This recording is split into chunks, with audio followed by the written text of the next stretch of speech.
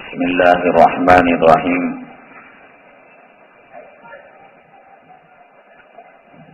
جناب محمد الرسول اللہ صلی اللہ علیہ وسلم کو نبی بنائے جانے سے پہلے، رسول بنائے جانے سے پہلے سرزمین عرب کی بڑی بری حالت تھی۔ جہالت، بدمعاشی، نادانی، چوری، ڈکیتی، جتنی برائیاں تھیں یہ ساری برائیاں اہل عرب میں موجود تھیں۔ اور آپ جانتے ہیں کہ جب کوئی برائی حد سے تجاوز کرتی ہے، ضرورت سے زیادہ بڑھ جاتی ہے، تو اس برائی کا احساس سماج، سوسائٹی اور معاشرے سے نکل جاتا ہے۔ اکثر لوگ نیک اور پرہیزگار کوئی ایک گناہ کرنے والا تو وہ گناہ نظر آتا ہے، لیکن سارے کے سارے بدمعاش، چور اچکے اور اس میں ایک ایماندار سچا، اس کا جینا اس کے لیے عذاب ہوتا ہے، بڑی مشکل ہوتی ہے اسے زندگی گزارنا، اس لیے کہ سارے لوگ اپنے آپ کو برحق سمجھتے ہیں اور سچے کو جھوٹا سمجھتے ہیں۔ سارے مسلمان اگر داڑھی رکھیں تو بغیر داڑھی والا عیبدار نظر آئے گا۔ کوٹوں کچہریوں تک یہ بات جائے گی ہی نہیں کہ مسلمان کو ڈیفنس کی ملازمت میں اور پولیس کی ملازمت میں داڑھی رکھنی چاہیے نہیں۔ وہ تو یہ سمجھیں گے کہ مسلمان اور کلمہ دونوں ملے ہوئے ہیں، مسلمان اور نماز دونوں ملے ہوئے ہیں، مسلمان عورت اور پردہ دونوں ملے ہوئے ہیں، مسلمان کا چہرہ اور داڑھی یہ بھی ملے ہوئے ہیں، بحث ہی نہیں کرتے۔ آج سکھوں کی داڑھی کے بارے میں عدالت میں کوئی مقدمہ نہ جاتا ہے نہ سنوائی ہوتی، طے ہے جو سکھ ہوگا وہ داڑھی رکھے گا، جو سکھ ہوگا وہ پگڑی باندھے گا، نہ اسے کوئی ٹرافک کانسٹیبل چالان کرتا ہے کہ تو نے ہیلمٹ کیوں نہیں پہنی، پگڑی کیوں نہیں اتارتا۔ یہ طے ہے کہ جو سکھ ہوگا وہ پگڑی ڈالے گا اور جو سکھ ہوگا وہ داڑھی رکھے گا۔ مسلمان اگر سنتوں پر عمل کرتے، جناب محمد الرسول اللہ صلی اللہ علیہ وسلم کی سنتوں کو لازم پکڑ لیتے تو پھر یہ بات آتی ہی نہیں تھی، یہ بحث کرنے کی ضرورت نہیں تھی۔ کہیں دنیا کی کسی عدالت میں یہ مقدمہ چلے گا کہ مچھلی پانی میں رہے یا پانی کے باہر رہے؟ یہ حماقت والا مقدمہ ہے کہ مچھلی کا تصور پانی کے بغیر، مچھلی کی حیات، مچھلی کی زندگی پانی کے بغیر ممکن نہیں، مسلمان عورت بغیر پردے کے ناممکن۔ بعض لوگ بڑا عجیب و غریب سوال کرتے ہیں، کہتے ہیں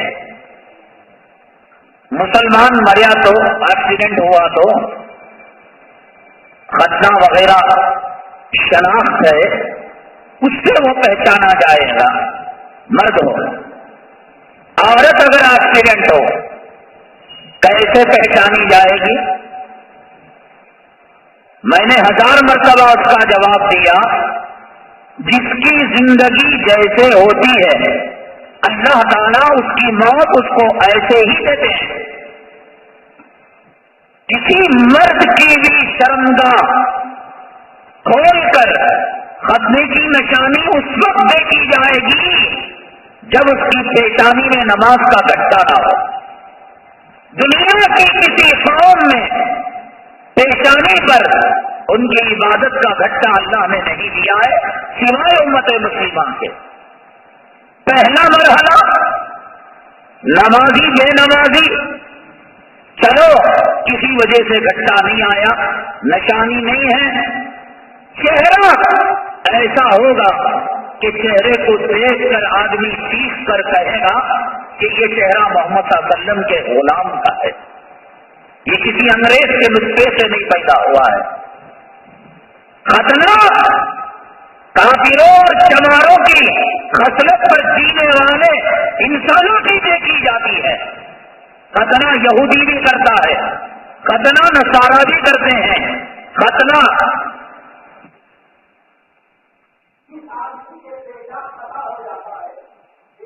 تکلیف ہوتی ہے وہ بھی ختنہ کرتا ہے.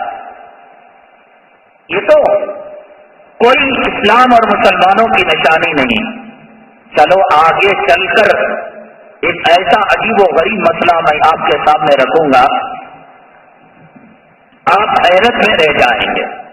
یہاں کلمہ پڑھنے کے لیے نو مسلم بھائی آتے ہیں، الحمدللہ ان کو کلمہ پڑھا دیا جاتا ہے، مسلمان ہو جاتے ہیں. سب سے پہلے بنیادی سوال وہ ساتھی جو اس کو نو مسلم بھائی کو لے کر آیا تھا، حضرت اس کی ختنہ کا کیا؟ یعنی مسلمانوں کی نشانی میں آج کا مسلمان ختنہ کو نشانی سمجھتا ہے. یقیناً مسلمانوں کے شاعر میں سے ختنہ ہے، لیکن اس کا ایک اسٹیج ہے. بالغ ہونے سے پہلے اگر کسی کی ختنہ کر دی گئی ہو تو کر دی گئی، بالغ ہونے کے بعد ختنہ کے احکامات الگ ہو جاتے ہیں. ذرا کان کھول کر سنیں فقہ حنفی میں ہمارے فقہاء کرام نے کیا مسائل لکھے ہیں. دیکھیے، دو چیزیں جب ٹکراتی ہیں تو اس میں جو اہمیت والی چیز ہے اس کو لی جاتی ہے اور غیر اہمیت والی چیز کو چھوڑ دیا جاتا ہے. ایک آدمی پلیٹ فارم میں تھا، اس کے ہاتھ میں ایک پلاسٹک کی بیاکتی جھولا تھا جس میں ایک جوڑا میلا جوڑا تھا کپڑے سے. کیا ویلیو ہے اس کی؟ 200 روپے، 500 روپے، 1000 روپے لگا لیجیے.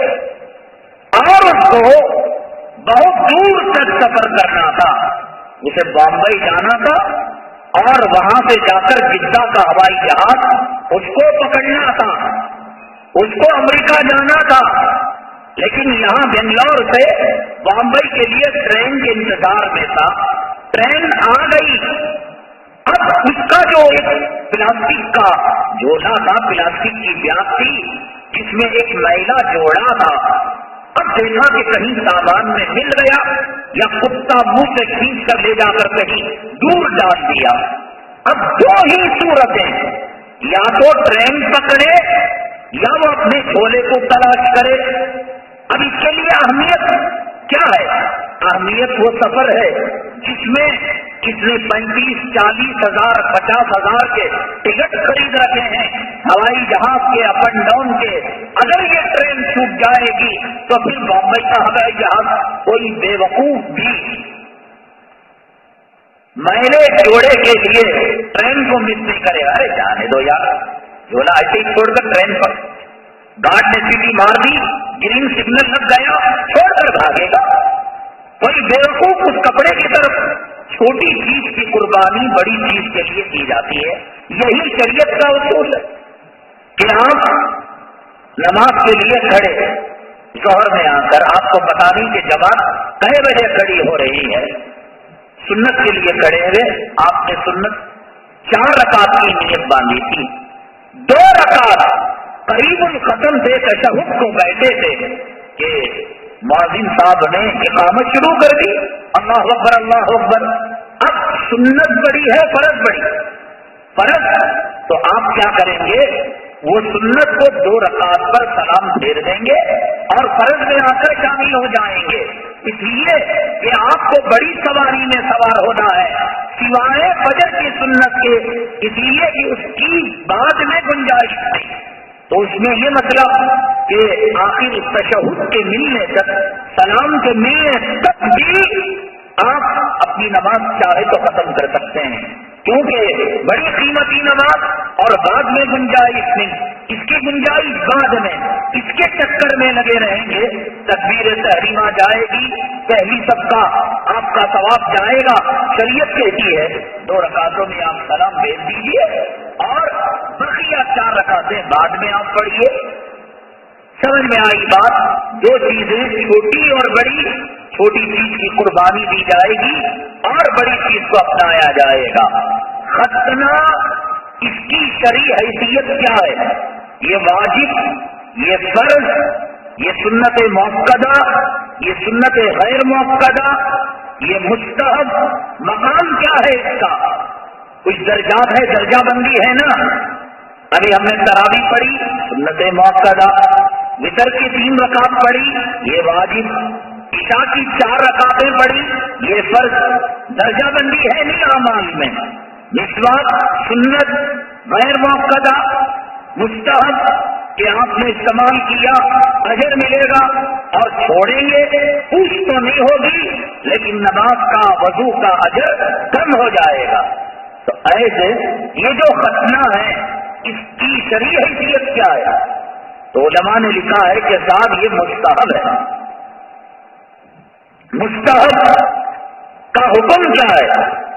جیسے کہ مسواک ہے، مستحب ہے، اس کا حکم کیا ہے؟ امامہ ہے، یہ جو پگڑی باندھتے ہیں یہ مستحب ہے، اس کا حکم کیا ہے؟ کرے تو اجر، نہیں کرے تو قیامت کے دن کوئی پوچھ نہیں۔ درجے کم ہو رہے ہیں، ثواب گھٹ رہا ہے، یہ دوسرا مسئلہ، لیکن پوچھ نہیں۔ فرض کو آپ نے چھوڑا تو پوچھو گی، واجب کو چھوڑا تو پوچھو گی، سنت موقدہ کو چھوڑا تو سوال کیا جائے۔ مستحب کرو تو اجر۔ اثر سے پہلے کی 4 رکعتیں مستحب ہیں، سنت غیر موقدہ، پڑھ لو اجر، اگر نہیں پڑھا تو کوئی پکڑ اللہ تعالیٰ کے یہاں نہیں۔ یہ جو ختنہ ہے، یہ ختنہ بالغ ہونے سے پہلے شاعر اسلام میں سے ہے، اسلام کی ضروریات، مسلمانوں کی علامتوں میں سے ہے۔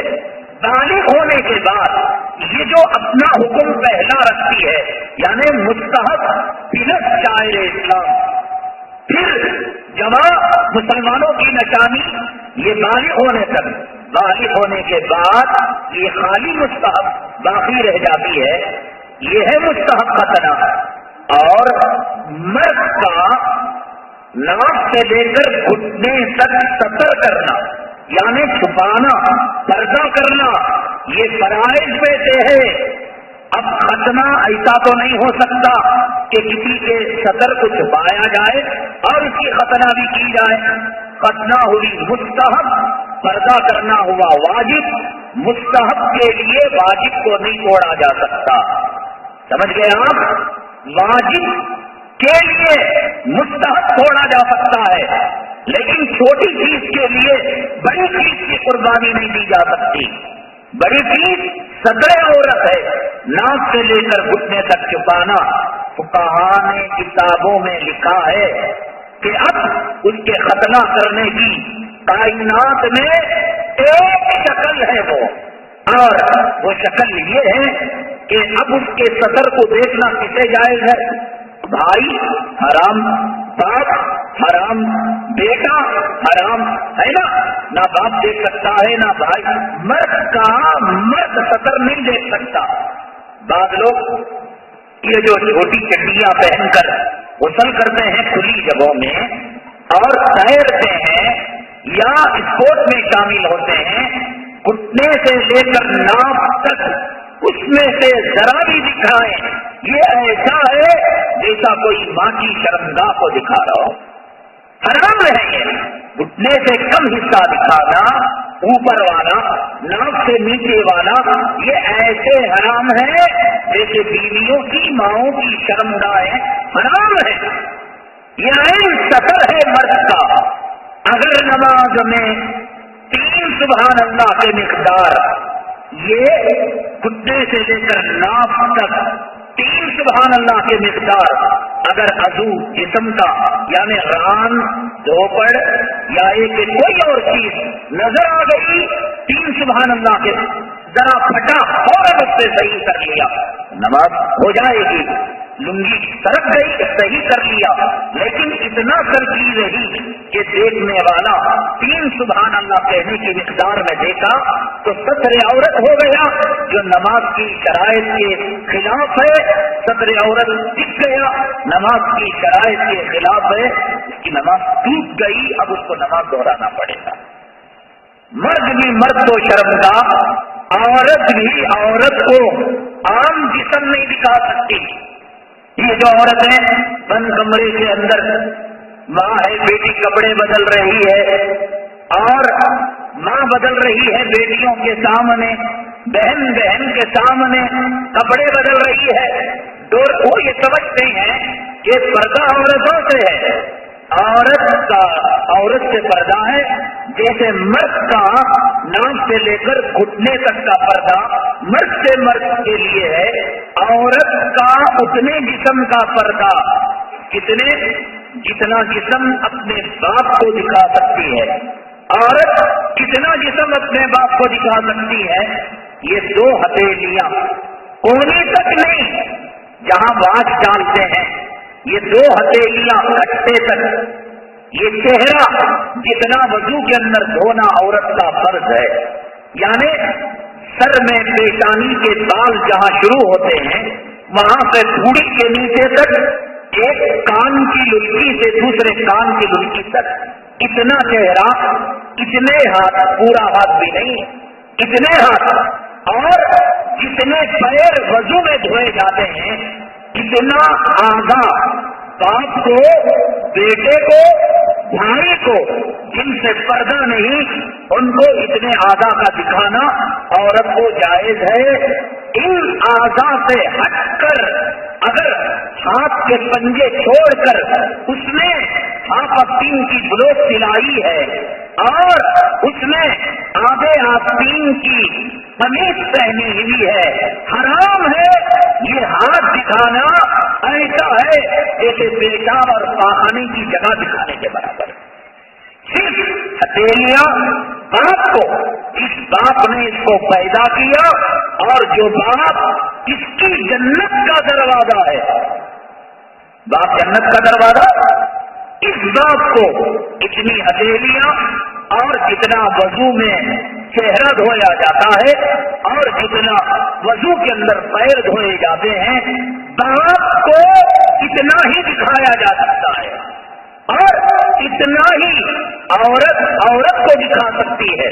سمجھیے بات آپ کو یہ عورت کی بے پردگی کی چیز ہے. یہ چہرہ ہتھیلیاں اور پیر کے پنجے جتنا باپ کو دکھانا جائے عورت کو اتنا ہی دکھا سکتی ہے.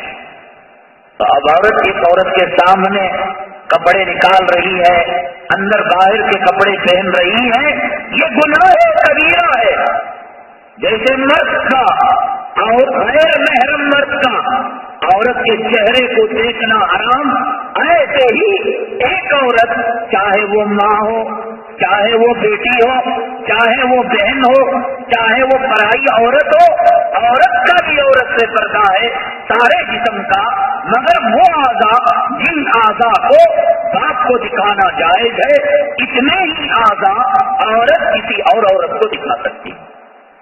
عورت کو بھی جسم کے دوسرے اعضاء نہیں دکھا سکتی چاہے وہ عورت ٹیلرنی ہو مہندی لگانے والی ہو زیور پہنانے والی ہو جسم کا ناپ لینے والی ہو اور سوائے شدید عذر کے یعنی سخت بیمار ہو گئی آپریشن کے علاوہ کوئی چارے کار نہیں تب یہ عورت اپنی موت و حیات کی کشمکش میں لاکھ کوششوں کے باوجود اس نے کا علاج نہیں ہوا سوائے سرجری کے آپریشن کے تو پھر تلاش کرے گی مسلمان سرجن عورت پھر نہیں ملے گی کافرہ سرجن عورت پھر نہیں ملے گی تو پھر مرد کر رہا ہے عورتوں کی موجودگی کے اندر یہ آخری وہ درجہ جس درجے کے اندر سور کا کھانا حلال، جس درجے کے اندر شراب کا پینا حلال، جس درجے کے اندر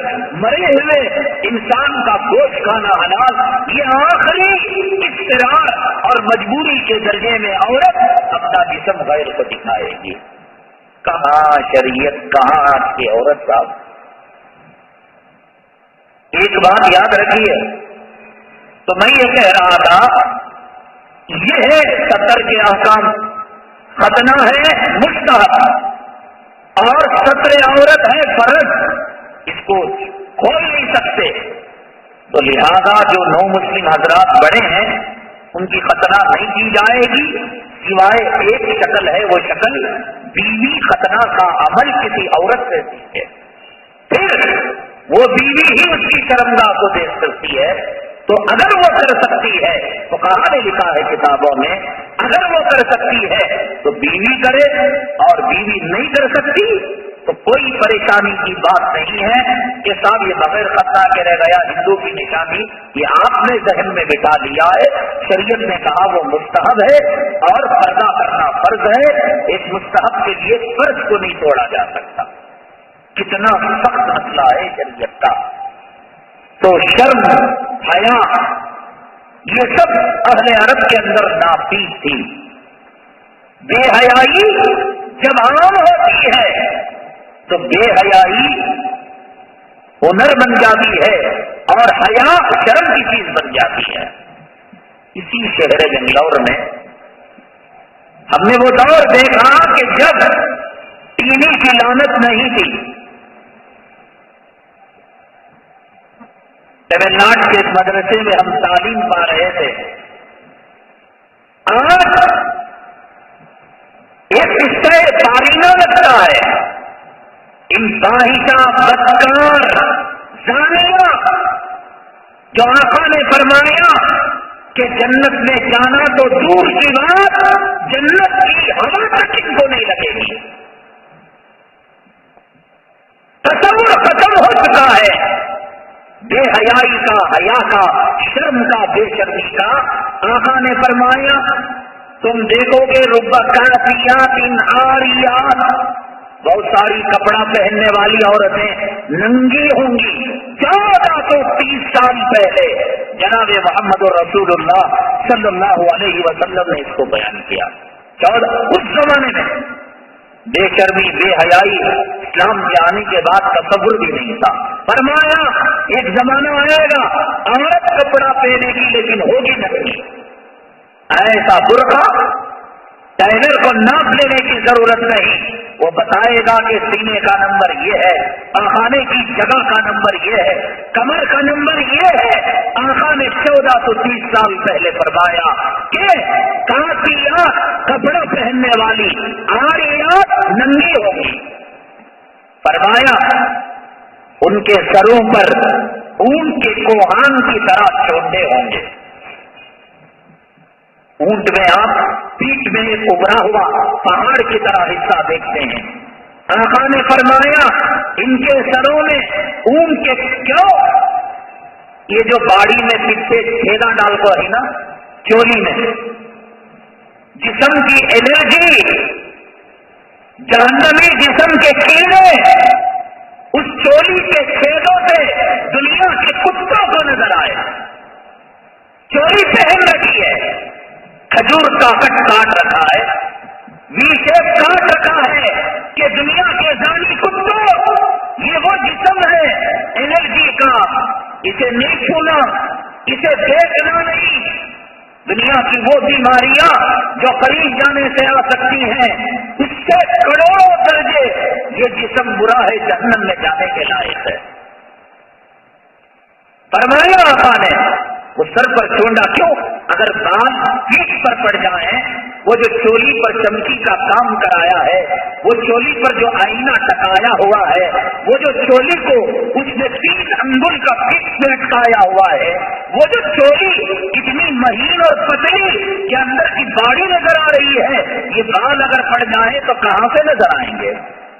آقا نے فرمایا اونٹ کے کوہان کی طرح سروں پر چونڈے बांधे हुए होंगे ताकि कटा हुआ पिट जानिया रंडी औरत का जिस्म दुनिया के कुत्ते देख सके। अभिमान क्यों डाला है गले में? दुनिया के जानी देखें। आका ने फरमाया जन्नत नहीं और जन्नत की खुशबू दुनिया में आप ऊद सिलगाएं, 100 ग्राम 50 ग्राम 10 ग्राम ऊद पूरी मस्जिद में महक आती है नहीं आती? आप अगरबत्ती सुलगाएं पूरे घर में पूरे महल में महक आती नहीं आती?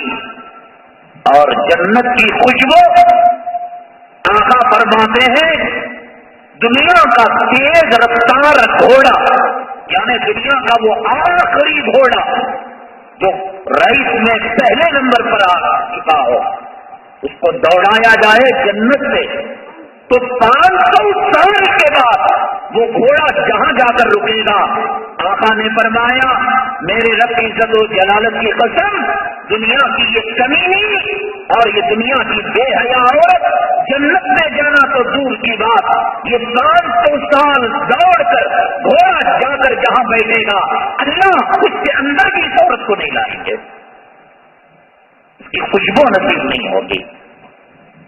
कहा हम देख रहे थे वो मंजर बैलगाड़ियां थी घोड़े गाड़ियां दहलीज में आकर लगती और औरत घर की खवातीन जब उसमें बैठे तो जाहिर सी बात है कि बैलगाड़ी और घर की दहलीज दोनों मिल नहीं जाते थे आपस में, बीच में भी कुछ बारिश का फासला 1 बारिश 1.5 बारिश का फासला तो घर के बच्चे उसमें चादर टांगते थे कि उस बारिश के फासले से बुरखा पहनी हुई खवातीन पर गली के किसी कुत्ते की नजर न जाए। और सामने बैल हाँकने वाला घोड़ा चलाने वाला उसका पर्दा होता था और फिर बैलगाड़ी के पीछे पर्दा होता था। अब पर्दा सामने पर्दा पीछे तो अब एक छोटा सा सुराख होता हवा जाने के लिए खवातीन को अपनी मंजिल पहचानने के लिए। हमारे बुजुर्ग थे अल्लाह उन्हें गरीब में रहमत करे बड़ी लंबी उम्र पाई और अपने जमाने के वो वाक़िया बयान किया करते थे। हजरत हमारे जमाने के अंदर समाज में हया इतनी थी कसम खा कर कहते थे कि ये तो पर्दे की यहाँ लगती कि घोड़ा गाड़ी और बैलगाड़ी दहलीज को लगती थी और वो जो सहन होता पूरा बैलगाड़ी में घोड़े गाड़ी में फरमाते कि अगर कोई औरत हाथ अगर अपना बाहर डाल लेती या अगर वो देख रही थी कोई गैर मर्द उसको देख लिया उन्होंने उस बुजुर्ग ने फरमाया उस घर में रिश्ते जाना हराम हो जाते थे। नहीं भाई ये घर की औरतें गंदी औरतें बैलगाड़ी के सुराख से और घोड़े गाड़ी के सुराख से अंखियां डाल को बाहर इन्हें छबरदा को देखने को दी रिश्ते नहीं जाते थे। शर्म हया औरत की सिफत औरत की चादर औरत की हयात औरत की रूह है। मर्द मुसलमान औरतें तो औरतें गैर मुस्लिम औरतें ये टीवी की लानत ने वो काम किया ये फिल्मों ने सिनेमा ने वो काम किया जो 1.25 लाख शैतान वो काम नहीं कर सकते थे।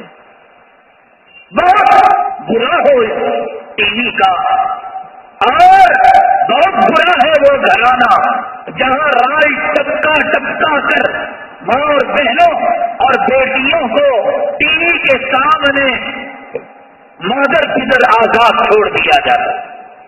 उनकी तबाही उनकी बर्बादी का मेरे अल्लाह की कसम रमजान का महीना मिंबर रसूल कोई ठिकाना नहीं कोई ठिकाना नहीं। ये सब इसी की देन है। हम छोटे थे अगर कोई मर्द बड़ा किसी पड़ोस के घर में जाता और उस शहर में 3-4 मकान होते तो इसकी जिम्मेदारी ये नहीं थी कि वो धड़ल्ले से वो घुस जाए अंदर।